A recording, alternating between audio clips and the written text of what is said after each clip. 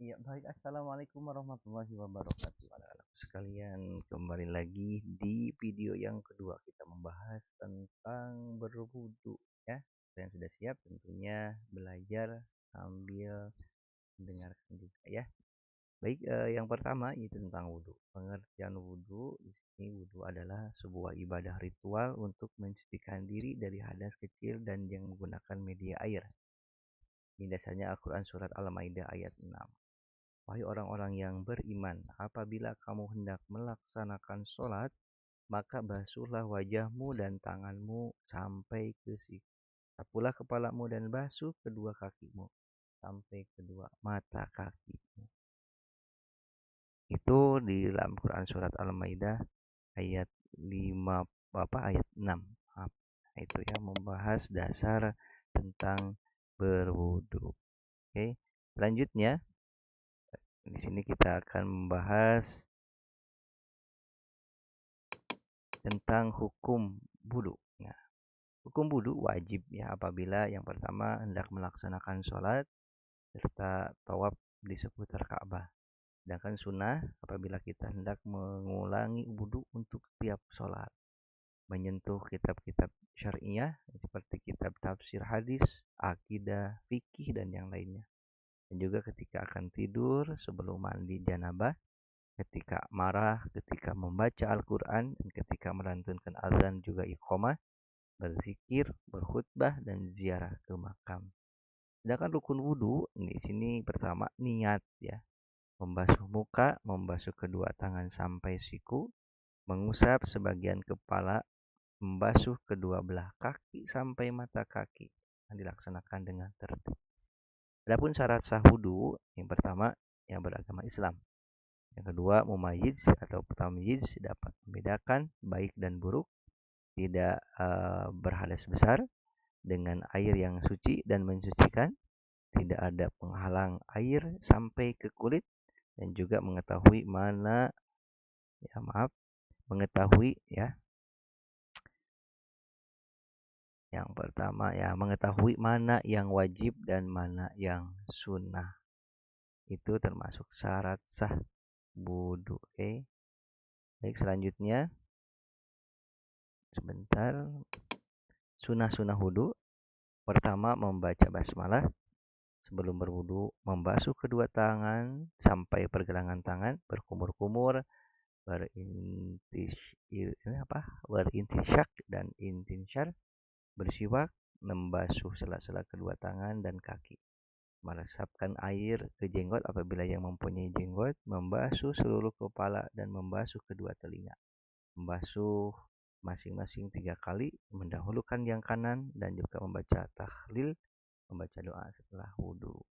Hal-hal yang membatalkan wudhu diantaranya keluarnya sesuatu dari kubur maupun dubur, tidur atau yang tidak tetap tempat duduknya, hilang akal sebab gila, pingsan, mabuk, dan tidur nyenyak. Kemudian bersentuhan kulit antara pria dan wanita dan tersentuh kemaluan dengan telapak tangan maupun jari. Oke. Selanjutnya, kemudian yang kedua itu tentang bertayamum ya. Masih dasarnya Quran Surat Al-Maidah ayat 6.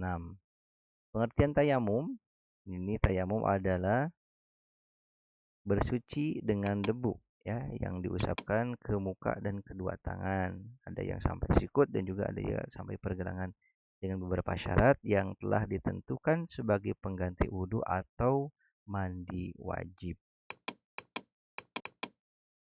Oke, rukun tayamum yang pertama ada niat, menyapu muka dan debu, menyapu kedua tangan sampai sikut dengan debu, kemudian dilakukan dengan tertib. Sunnah-sunnahnya membaca basmalah, meniup debu dari telapak tangan yang mendahulukan anggota yang kanan daripada yang kiri, dan juga membaca doa ya. Kemudian hal-hal yang membatalkan tayamum itu ketika melihat air sebelum sholat, kecuali yang bertayamum karena sakit. Nah, semua hal yang membatalkan wudhu, menyentuh kemaluan atau dubur dengan telapak tangan, dan juga murtad. Selanjutnya, mandi wajib Ya, masih dasarnya Quran surat Al-Maidah ayat 6. A'udzubillahi minasyaitonirrajim. Wa in kuntum junuban fattahharu. Dan jika kamu berjunub, maka mandilah. Nah, di sini diartikan mandi wajib merupakan cara bersuci atau bertoharoh untuk menghilangkan hadas besar. Nah, sebab dihaluskan mandi wajib, yang pertama berhubungan suami istri, datang bulan setelah beres haid ataupun bagi wanita keluarnya darah nifas bagi wanita, kemudian setelah melahirkan keluar mani, meninggal dunia. Nah, rukun wajib mandi di sini pertama ada niat, juga mengalirkan dan membasuh air ke seluruh tubuh. Oke, selanjutnya nah, sunnah-sunnah mandi wajib. Yang pertama membaca basmalah pada permulaan mandi, mencuci kedua tangan dan kaki, mencuci kedua kemaluan, membersihkan najis di sela-sela rambut, membasahi seluruh badan, wudhu ya sebelum mandi, menggosok badan hingga bersih dari segala kotoran, mendahulukan anggota badan yang kanan menghadap kiblat sewaktu mandi, membasuh badan sampai 3 kali.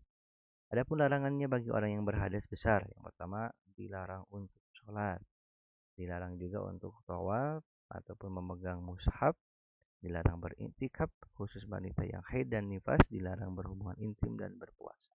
Dan juga dilarang juga untuk melaksanakan sujud tilawah. Cara mandi wajib tadi kan udah ya, dengan cara berwudu, berniat mandi wajib, dengan cara tadi mencucikan telapak tangan sambil membaca basmalah, mencucikan membersihkan kemaluan tangan dengan tangan kiri, menyela-nyela jemari tangan dan menuangkan air ke atas kepala sebanyak 3 kali, meratakan air ke seluruh tubuh, membasuh kedua kaki, lakukan wudhu yang kedua. Manfaat dari toharoh tersendiri dalam kehidupan, dan diantaranya toharoh mengarahkan setiap muslim untuk menjaga kebersihan dan kesucian, akan merasa percaya diri dia ketika berkumpul dengan orang lain, dan juga menjaga kebersihan kesucian semata-mata karena Allah Subhanahu wa taala, yaitu akan mendapatkan pahala.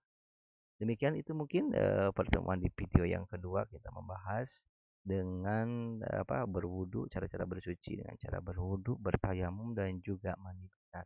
Mudah-mudahan bermanfaat. Insya Allah kita bertemu lagi nanti di video berikutnya, yaitu dengan cara mempraktekkan atau cara bersuci, cara berwudu, bertayamum dan juga mandi besar. Terima kasih. Wassalamualaikum warahmatullahi wabarakatuh.